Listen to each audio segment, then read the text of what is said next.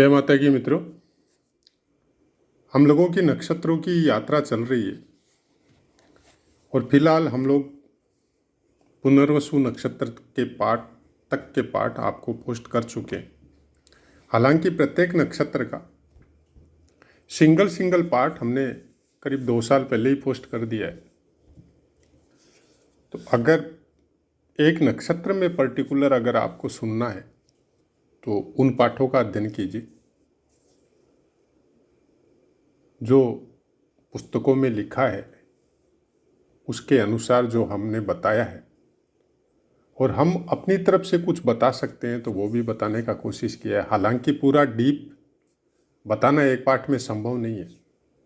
फिर उन्हीं पाठों को वापस रिवाइज करेंगे उसके डीप अध्ययन के अनुसार, और वो बहुत कुछ बेस हमने क्या देखा, एक्सपीरियंस में क्या आया, वो सब बातों पे होगा। लेकिन फिलहाल हम लोगों की यात्रा अंदर में हो रही है। नक्षत्र के अंदर कौन से ग्रह बैठने से कैसे फल प्राप्त हो सकते हैं, पुनर्वसु नक्षत्र तक के पाठ हमने आपको पोस्ट कर दिए। आज बात करते हैं पुष्य नक्षत्र की। नक्षत्र राज, नक्षत्रों में राजा की उपाधि दी गई है पुष्य नक्षत्र को,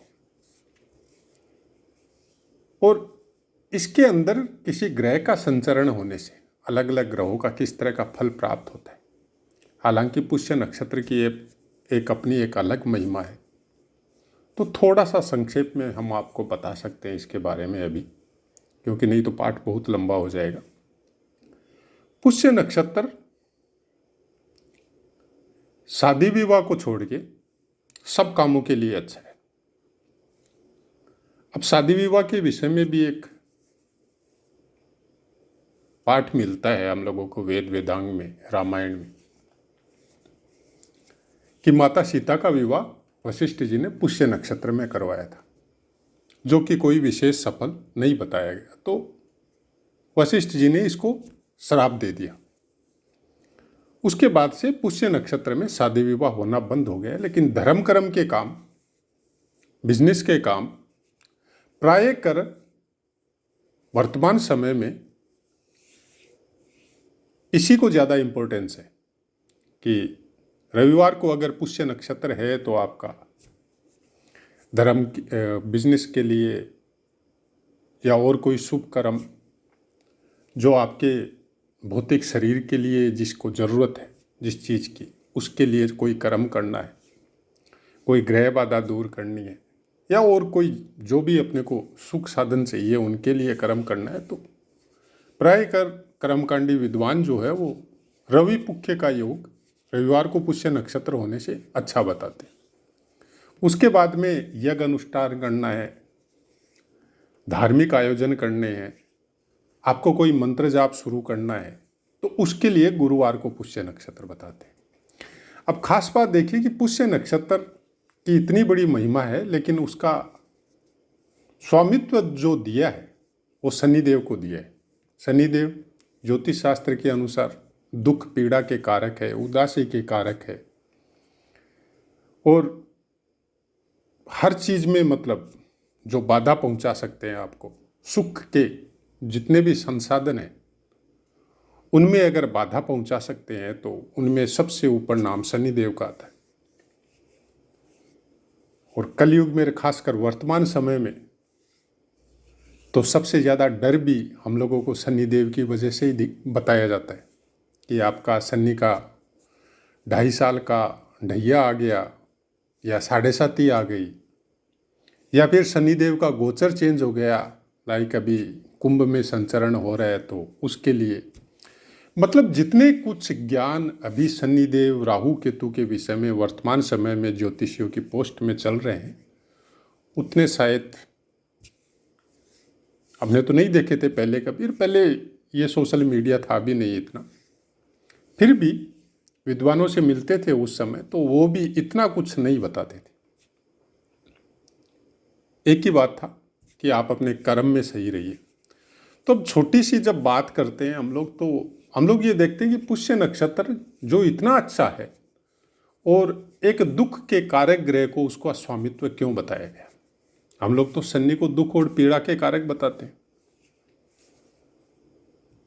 अब जब आप अपने शास्त्रों का, सनातन धर्म के जो भी शास्त्र है, महाभारत है, भागवत गीता है, श्रीमद् भागवत है, या और भी जो भी वेद वेदांग है, उपनिषद है, उनको जब पढ़ते हैं तो एक जगह एक कहानी हमने पढ़ी थी शायद,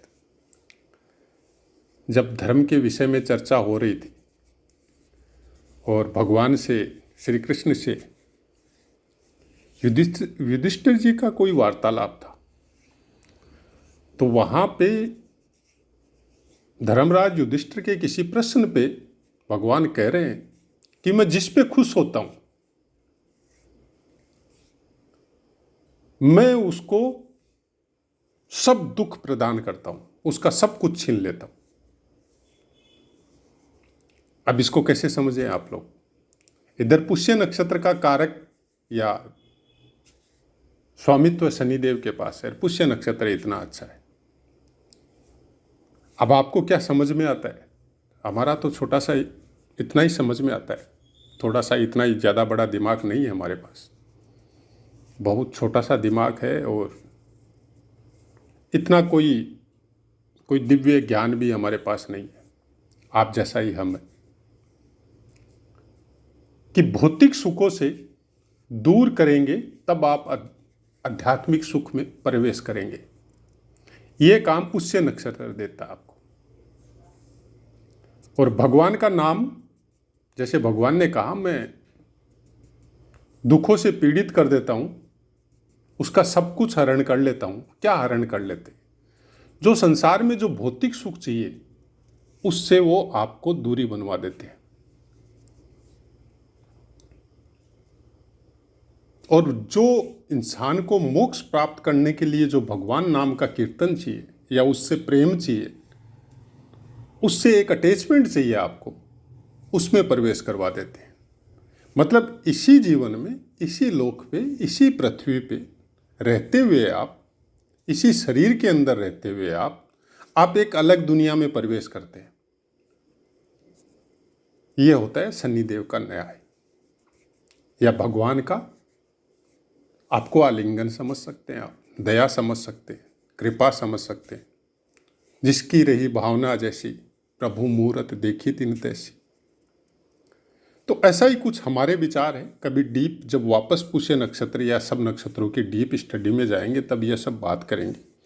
आज बात करते हैं कि पुष्य नक्षत्र में अगर आपका सूर्य ग्रह हो तो कैसे फल प्राप्त हो सकते हैं। तो पहले बात करते हैं चरणों की। प्रथम चरण में अगर सूर्य आपके पुष्य नक्षत्र में है, यहाँ कुंडली में स्थान की बातें नहीं हो रही है, क्योंकि सब चीज़ मिक्स करके एक ही वीडियो में बताना संभव नहीं होता है। हम केवल डायरेक्ट ये बता रहे हैं कहीं पे भी विराजमान हो, लेकिन पुष्य नक्षत्र में अगर सूर्य हो, और पुस्तकों में जो लिखा है फर्स्ट पार्ट हमारा वो ही रहता है। उसके बाद में हमने क्या देखा, क्या महसूस किया अलग अलग कुंडलियों में, उसके विषय में बातें करते हैं। प्रथम चरण यहाँ सूर्य पिता के लिए लाभकारी सिद्ध होता है। अगर पुष्य नक्षत्र में आपके है तो आपके पैदा होने के बाद में पिता की उन्नति होती है। भाग्य की समझ सकते हैं, उसके अध्यात्म की समझ सकते हैं, उसके ज्ञान की समझ सकते हैं, मतलब उन्नति होती है। जब तक खुद का व्यक्तित्व सुंदर और आकर्षक होता है, और कुछ पित्त और कफ संबंधी बीमारियों के बारे में बताया गया कि वो हो सकती है। तो आजकल का तो समय ही ऐसा ही है, प्रायकर सबको होता है, क्योंकि इन्वायरमेंट ही ऐसा हो गया कि सांस लेना भी दूभर है, शहरों में तो खासकर। उसके बाद में अगर दूसरे नक्षत्र में सूर्यदेव हो तो मन को अस्थिर बनाता है, स्थिर नहीं रहने देता। कोई भी काम में एकाग्रता में कमी आती है, लेकिन कर्तव्य के प्रति बड़ा अलर्ट रहता है।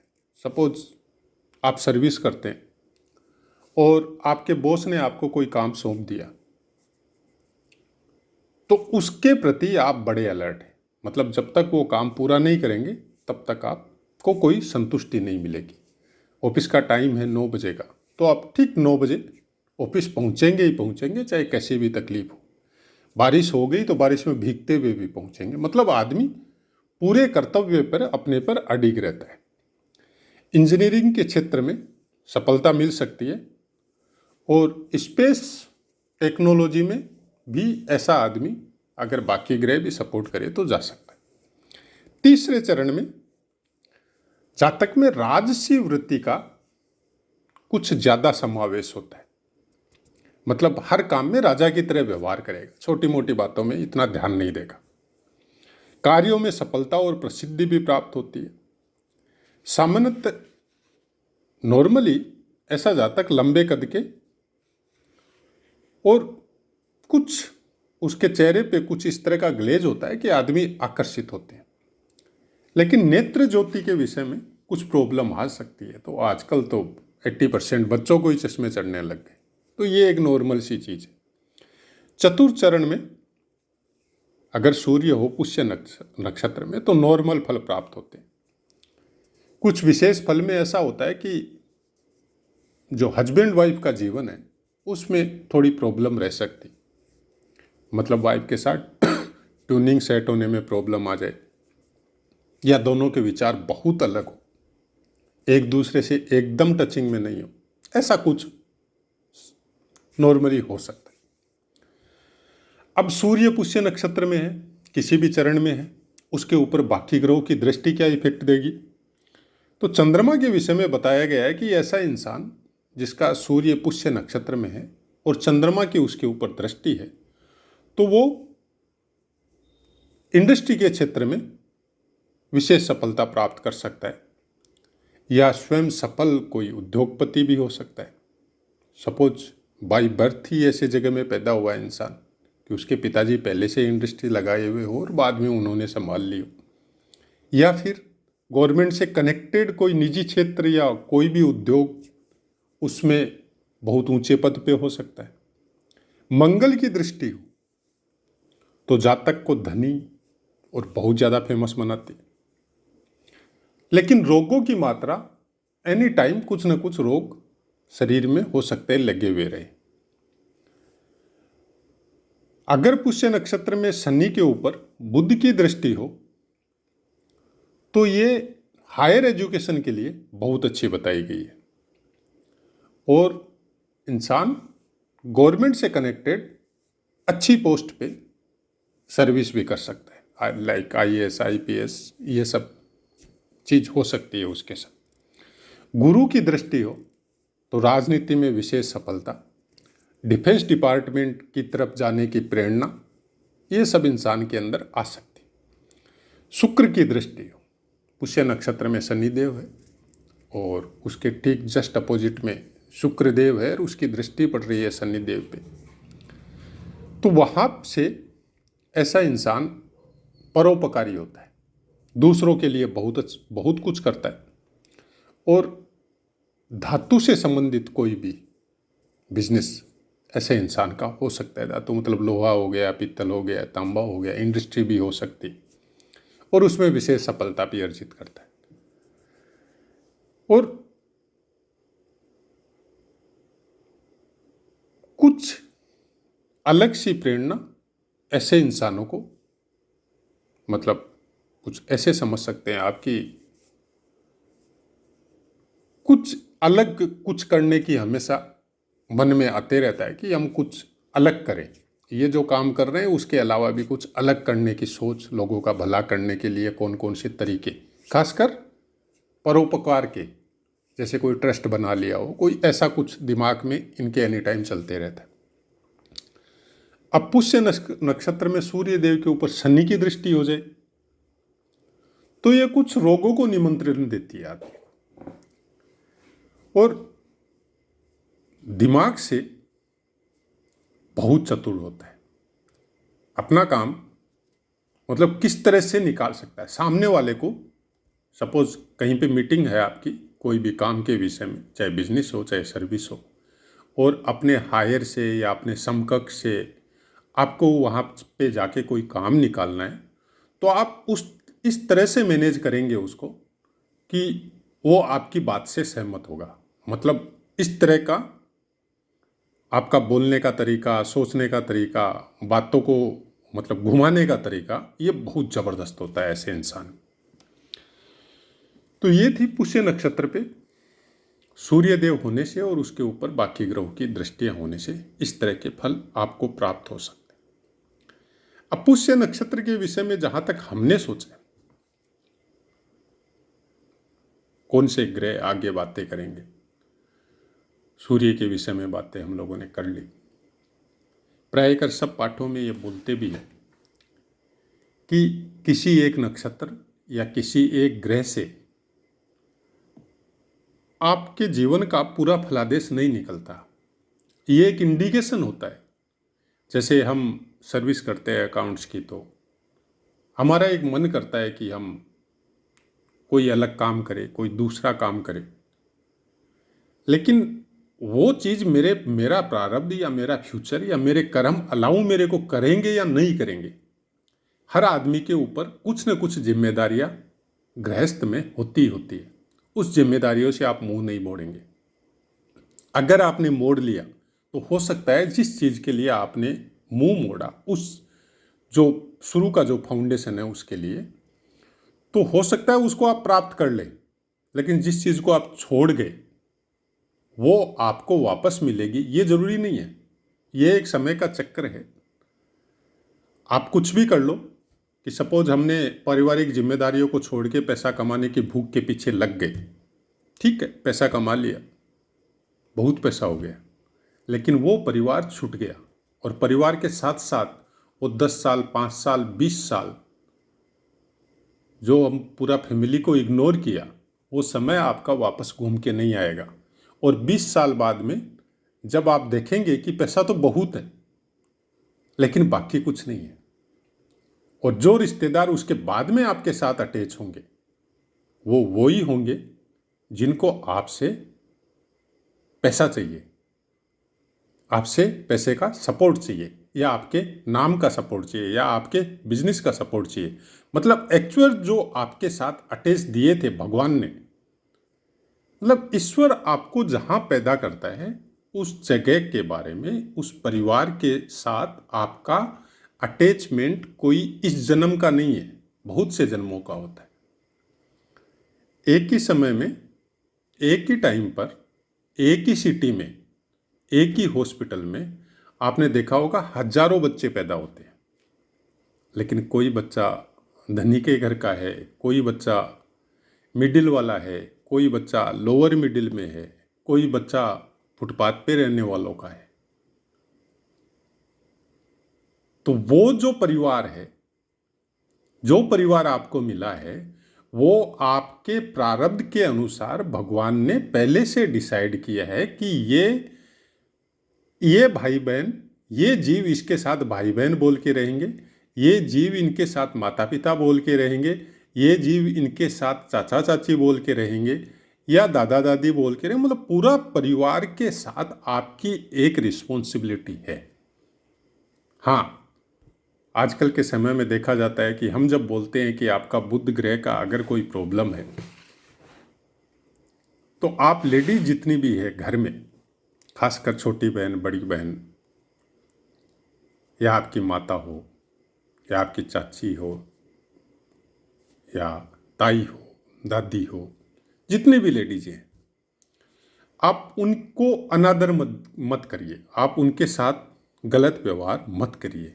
उसके बाद में घर से जब बाहर जाते हो, छोटी बच्चियां हैं, आपकी उम्र की बच्चियां हैं या बड़ी वाली है, तो उनके साथ भी गाली गलौज करना, उनका मतलब उनके साथ गलत दृष्टि रखना, ये सब काम आप अगर करते हैं तो आपका बुध ग्रह का जो अच्छे फल है वो डिस्टर्ब हो सकते हैं। ये बोला है हमने बहुत बार, जब भी बुध का पाठ आता है हम बोलते हैं ये बात। क्यों हो सकता है? अब सामने से क्वेश्चन आता है कि अगर वो लेडीज ही आपके साथ बुरा कर रही है तो फिर आप उसके साथ कैसे अच्छा करेंगे? बस यही एक मतलब वो चीज है जिसको समझना बहुत जरूरी है कि मेरे को एक ड्यूटी मिली है कि मेरे को इनकी सेवा करनी है। आपको शरीर किस लिए मिला है? आपको शरीर अपने भोगने के लिए नहीं मिला है। आपको भोग मिले हैं वो सेवा करने के लिए, और उसी सेवा में आपकी खुशी है। आपको मिला है उनका आदर करने के लिए, ठीक है, वो आपका आदर नहीं कर रहे, ये उनका उनका ड्यूटी था। उन्होंने अपने ड्यूटी से अपने आप को अलग कर लिया। जो ड्यूटी उनको दिया था भगवान ने, वो ड्यूटी से अपने आप को अलग कर लिया। अब उनके कर्मा का जो फल है वो उनको मिलने वाला है, आज नहीं कल, कल नहीं परसों वो मिलेगा, और आपके सामने सामने मिलेगा। लेकिन आप उनके साथ गलत बिहेव मत कीजिए, इतना ही तो करना है। हम कभी ये नहीं बोलता है कि आप अपनी संपत्ति उठा के उनको दे दो, आप जो भी कमाते हैं उनके चरणों में रख दो। अगर आपको पता है कि वो आपके साथ गलत है तो आप उनके साथ मिसबिहेव मत कीजिए। ज़्यादा से ज़्यादा क्या होगा, वो दो गलत बात आपको बोल दे, अब सुन लीजिए, इतना ही तो है। सुनने से आपका कुछ नहीं बिगड़ने वाला। सुनने से आपके साथ क्या होगा, एक एंटीबॉडी वायरस दिमाग और शरीर में पैदा होता है जो आपको दुखों से लड़ने की क्षमता देता है।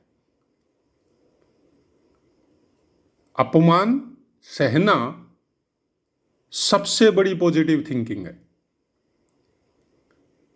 आजकल जो हम लोग मतलब बच्चों को इस तरह से बना रहे हैं कि घर में भी बच्चों को हम लोग आप बोल के बात करते हैं, उसको न कोई डांटते हैं, न फटकारते हैं, न उनकी गलत बातों पे उनको कुछ बोलते हैं। इसका नतीजा क्या होता है, बच्चा इतना ज़्यादा वो हो जाता है दिमाग से कि उसको जब वो अपनी सर्विस लाइफ में या बिजनेस लाइफ में जब वो उसको घर से दूर जाना पड़ता है, दो बात सुननी पड़ती है, चाहे बॉस की हो, चाहे साथ वालों की हो, चाहे सीनियर की हो, तो उसका दिमाग डिस्टर्ब हो जाता है।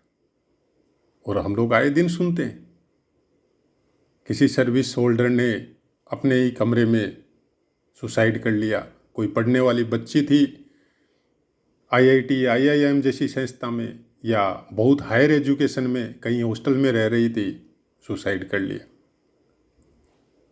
ये चीज़ क्यों होती है, क्योंकि अपमान सहने की जो क्षमता है, बात सहने की जो पावर बॉडी के अंदर होनी चाहिए थी, वो हम लोगों को डेवलप करने की जिम्मेदारी थी, वो हम लोगों ने नहीं की। हम लोगों ने सिखाया ही नहीं कि तेरे को कोई कभी गलत बोल सकता है क्या। और पहले क्या होता था, बात बात पे सुनना पड़ता था। माँ से पिटाई खाओ, फिर पिता से खाओ, फिर स्कूल में जाते थे तो गुरुओं से खाओ, बाहर मोहल्ले में रहते तो बड़े बुजुर्ग के सामने से आ रहा है तो छुपना पड़ता था। आजकल उससे जस्ट अपोजिट है, उसका नतीजा भी हम लोग देख रहे हैं कि घर में बच्चा माता पिता के सामने बोलता है। क्यों बोलता है, क्योंकि सिखाया ही नहीं वो चीज।